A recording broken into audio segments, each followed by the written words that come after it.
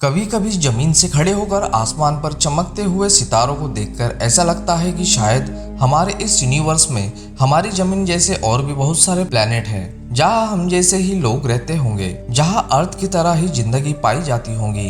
अगर कुछ लम्हों के लिए मान भी लिया जाए कि सिर्फ एक हमारा अर्थ ही एक ऐसा प्लेनेट है जहां पर जिंदगी बिल्कुल आसान है, तो फिर यह बात भी इंसानी दिमाग की समझ में नहीं आती। क्योंकि अगर सच में जिंदगी अर्थ के अलावा किसी और प्लैनेट पर एग्जिस्ट नहीं करती, तो फिर हम हमारी जमीन की तरह दूसरे लाखों और करोड़ों चमकते हुए प्लैनेट का आखिर मकसद क्या है? यही वह सवाल है जिसको जानने के लिए हम बहुत सारे स्पेसक्राफ्ट और सैटेलाइट स्पेस में भेज चुके हैं, सिर्फ और सिर्फ यही जानने के लिए कि आखिर वहां पर जिंदगी एग्जिस्ट करती है या फिर नहीं। हमारा यूनिवर्स इतना बड़ा है कि पिछले 100 सालों में हम इसका सिर्फ 1% हिस्सा ही समझ सके हैं, और इस हिस्से में अब तक जो कुछ भी नजर आया है वो आज हम इस वीडियो में डिस्कवर करेंगे। सो ड्रीम टीवी की एक और वीडियो में आपका स्वागत है। अगर आप हमारी वीडियो को फर्स्ट टाइम देख रहे हैं तो अभी चैनल को सब्सक्राइब कर ले। बाकी प्लैनेट पर जिंदगी पाई जाती है या फिर नहीं, यह क्लियर करने के लिए नासा ने सबसे पहले चांद पर जाने का फैसला किया था, क्योंकि चांद ही वह एक ग्रह था जो बाकी ग्रहों से अर्थ के बहुत ज्यादा करीब था। आज से करोड़ों साल पहले जब चांद हमारी जमीन से टकराया था, तब से ही यह हमारी जमीन के गिर्द गोल चक्कर काट रहा है। क्योंकि हमारी जमीन से चांद का फासला सिर्फ 3,84,000 किलोमीटर बनता है।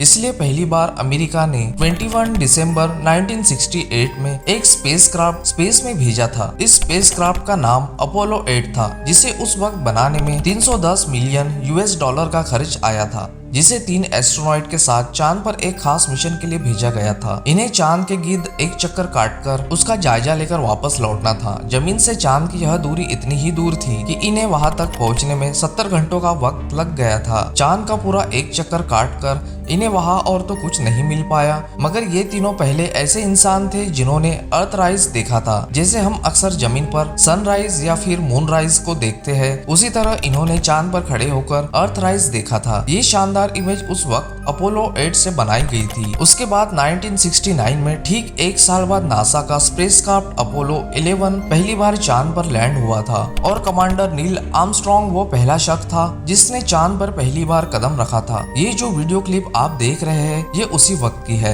जहां ये दोनों एस्ट्रोनॉट्स पूरे 2 घंटे तक चांद पर घूमते रहे और वहां की मिट्टी के सैंपल लेकर वापस अर्थ की तरफ निकल पड़ते हैं। मून पर पहुंचकर हमें यह पता चला कि चांद पर न ही हवा है और वहां जमीन के मुकाबले ग्रेविटी भी बहुत कम है। इस वजह से आज भी वहां एस्ट्रोनॉट्स के जूतों के निशान मौजूद है। इन निशान में नासा को चांद पर एलियन तो नहीं दिखे, लेकिन चांद के गिर्द घूमने वाली सैटेलाइट जो हर वक्त हमें चांद की फोटो भेजती है उसमें काफी कुछ देखा जा चुका है। एलियन रिसर्चर स्कॉट सी वेयरिंग का मानना है कि नासा की तरफ से पब्लिश की जाने वाली चांद की फोटोज में ऐसे बहुत सारे पॉइंट देखे जा चुके हैं जहां पर अंडरग्राउंड एलियन मौजूद हो सकते हैं। रोजाना चांद पर बनने वाली फोटोज में एक ऐसी फोटो भी सामने आई जहां एक अजीबोगरीब किस्म की छोटी सी बिल्डिंग नजर आ रही थी। यह वो चीज थी जो चांद पर नजर आने वाली बाकी सभी चीजों से बिल्कुल अलग नजर आ रही थी। उसके चंद ही दिनों बाद नासा ने दोबारा जब चांद की फोटो अपडेट की तो वो बिल्डिंग जो पिछली फोटो में नजर आ रही थी वो अपनी जगह नहीं थी। स्कॉट का मानना है कि अगर चांद पर कोई एक्टिविटी नहीं हो रही है तो आखिर कैसे वो चीज अपने आप वहां से गायब हो गई। इसके अलावा साइंटिस्ट को चांद की डार्क साइड पर, यानी वो साइड जो हमें जमीन से कभी नजर नहीं आई, वहां उन्हें बहुत बड़ा मिस्टीरियस एरिया दिखाई दिया जो चांद के बाकी हिस्से से काफी ज्यादा डिफरेंट था। साइंटिस्ट का मानना है कि चांद का यह हिस्सा 43,000 स्क्वायर किलोमीटर पर फैला हुआ है और यह उस मिट्टी से नहीं बना हुआ है जो नील आर्मस्ट्रॉन्ग चांद से लेकर लौटा था, बल्कि यह साइड मुकम्मल तौर पर मेटल से बनी हुई थी। साइंटिस्ट का मानना है कि आज से करोड़ों साल पहले जब चांद जमीन से टकराया था तब एक बहुत बड़ा ब्लास्ट हुआ था, तभी यहाँ का टेम्परेचर इतना बढ़ गया होगा कि जिस वजह से एक बहुत बड़ा रिएक्शन हुआ होगा और यह मेटल चांद पर ही रह गया होगा। पिछले कई सालों से चांद ने स्पेस के गिरने वाली बहुत सी एस्टेरॉइड की मार को भी झेला है। इसी वजह से इसकी सतह पर बहुत सारे गड्ढे दिखाई देते हैं। अगर चांद के अलावा हम मार्स की बात करें जो चांद के बाद दूसरा जमीन का सबसे करीबी से आ रहा है, तो हम अभी तक वहां 21 स्मार्ट रोबोट्स बनाकर भेज चुके हैं। वो मार्स जिसको रेड प्लेनेट भी बोला जाता है, वो प्लेनेट हमारी जमीन से 40 करोड़ किलोमीटर दूर है। ये दोनों प्लेनेट सूरज के गिर्द अपने अपने लूप में चक्कर काट रहे होते हैं, जहाँ पर हर वक्त इन दोनों का फासला एक दूसरे से बढ़ जाता है। मगर 2 सालों में एक वक्त ऐसा भी आता है जब ये दोनों प्लैनेट बिल्कुल आमने सामने होते हैं और तब यह फासला सिर्फ 6 करोड़ 20 लाख किलोमीटर रह जाता है। इतना फासला कि अगर हम अर्थ के 20,000 चक्कर काटे तब यह फासला पूरा होगा। जमीन से मार्स तक अभी जो भी रोबोट्स भेजे गए हैं उनको वहां तक पहुंचने में 7 महीनों का वक्त लग गया था। मार्स पर 21 रोबोट भेजे गए हैं, जिसमें से 17 रोबोट्स मार्स पर लैंड करते वक्त ही क्रैश हो गए थे, मगर 4 रोबोट्स ऐसे थे जो अभी तक वहां अपने मिशन को पूरा कर रहे हैं। ये चारों रोबोट सैटेलाइट से कनेक्ट है, जिनको जमीन से ऑपरेट किया जाता है। इन चारों रोबोट्स ने हमें अब तक मार्स की जितनी भी फोटोज भेजी है उनमें बहुत सारी अजीबोगरीब चीजें देखी जा चुकी है। एलियन रिसर्चर्स स्कॉट सी वेरिस का कहना है कि मार्स से हमें ऐसी इंफॉर्मेशन मिल चुकी है जिसके बाद यह कहा जा सकता है मार्स पर भी जिंदगी पाई जाती थी, क्योंकि मार्स पर रोबोट से ली हुई फोटोज में इन्हें कुछ पिरामिड्स भी दिखाई दिए थे, बिल्कुल वैसे ही पिरामिड जैसे अर्थ के मिस्र में मौजूद गिजा के पिरामिड्स है, जिन्होंने अर्थ पर ही एक बहुत बड़ी मिस्ट्री खड़ी कर रखी है जिसे आज तक समझा नहीं जा सका है। ऐसे ही हुबहू दिखने वाली पिरामिड्स मार्स पर भी देखे जा चुके हैं। मार्स के इन रोबोटिक फोटोज में बहुत सारे पत्थर देखे जा सकते हैं, मगर इनमें जो पत्थर सबसे अलग दिखता है, जिसकी डिजाइन बिल्कुल गिजा के इन्हीं 3 पिरामिड जैसी ही है, जिसे देखकर ऐसा लगता है कि किसी ने खास तौर पर यह छोटा सा पिरामिड अपने हाथों से बनाया होगा। स्कॉट का मानना है कि मार्स पर छोटे छोटे कद वाले एलियन मौजूद हो सकते हैं, जिनकी तादाद मार्स पर बहुत कम है, जिन्हें अभी रोबोटिक कैमरा देख नहीं पाया। क्रिस्टो रोवर वो रोबोट था जिसको बनाने नासा के $8 बिलियन खर्च हुए थे। उसने मार्स पर लैंडिंग के बाद दर्जनों फोटो अर्थ पर भेजी थी। इसकी बनाई हुई सभी फोटो ज्यादातर पत्थर और पहाड़ दिखाई देते हैं, लेकिन चंद फोटो ऐसी भी है जिन्होंने सोशल मीडिया पर काफी सवाल खड़े कर दिए थे, क्योंकि इस फोटो में पहली दफा ऐसा देखा गया था जो बहुत ज्यादा अजीब था। इन रोबोटिक कैमरे से ली हुई ज्यादा वायरल होने वाली फोटो वाइकिंग 1 ने बनाई थी, जिसमें मार्स पर एक बहुत बड़ा फेस देखा जा सकता है। कई लोगों ने इसको इत्तेफाक समझा, मगर कई साइंटिस्ट का यह मानना है कि हजारों साल पहले मार्स पर भी कुछ लोग रहा करते होंगे जिन्होंने यह स्टैचू बनाया होगा।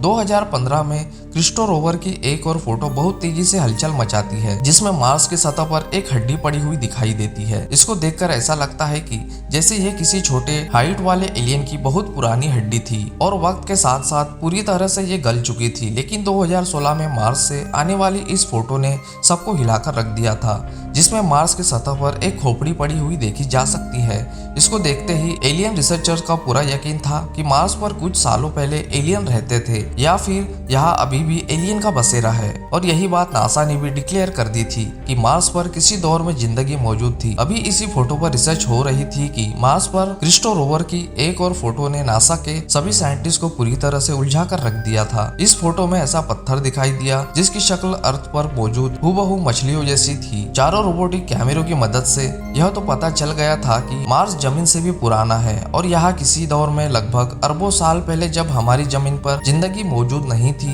यहाँ पर जिंदगी मौजूद हुआ करती थी और यह अर्थ की तरह ही हरा भरा हुआ करता था। यहाँ पर अभी भी हवा मौजूद है और यह ग्रेविटी भी हमारी जमीन की तरह ही है, और यहाँ समंदर भी हुआ करते थे जिनके होने की निशानियां इन फोटो में देखी जा सकती है। कई रिसर्चर्स का यह भी कहना है कि यह समुद्र अभी भी मार्स की सतह के नीचे दबे हुए है।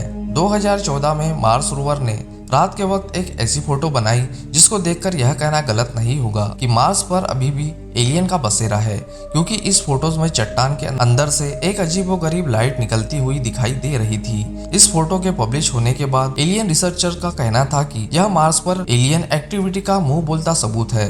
इन सभी फोटोज से अब तक यह जाहिर हुआ था कि मार्स अब एक बंजर प्लेनेट है, पर इसकी असल हकीकत क्या है इसको जानने में हमें और कई साल लग जाएंगे। 2018 में मार्स से भेजी जाने वाली इस फोटो में पत्थर से बना हुआ एक ऐसा फेस मार्स पर नजर आ रहा है। उसके बाद 2019 में एक फोटो में देखा जा चुका है कि एक पहाड़ पर एक फीमेल का स्टैचू मौजूद है।